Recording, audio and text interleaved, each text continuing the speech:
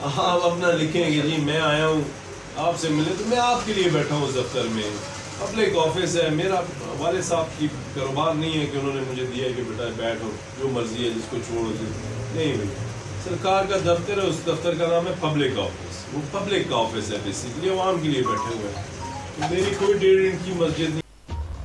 Time news T V کے ناظرین کو حویلیاں سے اہم خبر سے آگاہ کرتے چلیں۔ 9 تعینات ڈی پی او ایبٹ یاسر افریدی کی حویلیاں پریس کلب آمد۔ صحافیوں سے تاکہ میٹنگ کے لیے آنے والے ڈی پی او ایبٹ یاسر افریدی نے کہا کہ میرا ایک قدم اٹھانے سے لوگوں کے مسائل حل ہوتے ہیں تو میں ایسے 10 قدم اٹھانے کے لیے تیار ہوں۔ میرے دروازے، میرا آفس ہر کسی کے لیے کھلا ہے، ہم عوام کے لیے بیٹھے ہوئے ہیں۔ بدماشی کلچر رکھنے والے لوگوں کو معاف نہیں کروں گا، چاہے ان کا تعلق پولیس سے ہی کیوں نہ ہو۔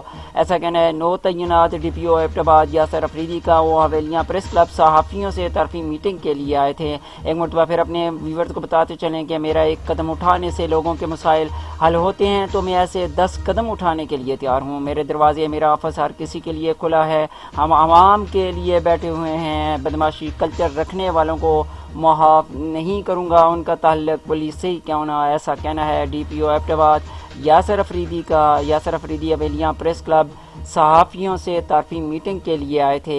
ایک مرتبہ پھر اپنے ویورز کو بتاتے چلیں میرا ایک قدم اٹھانے سے لوگوں کے مسائل حل ہوتے ہیں تو میں ایسے 10 قدم اٹھانے کے لیے تیار ہوں۔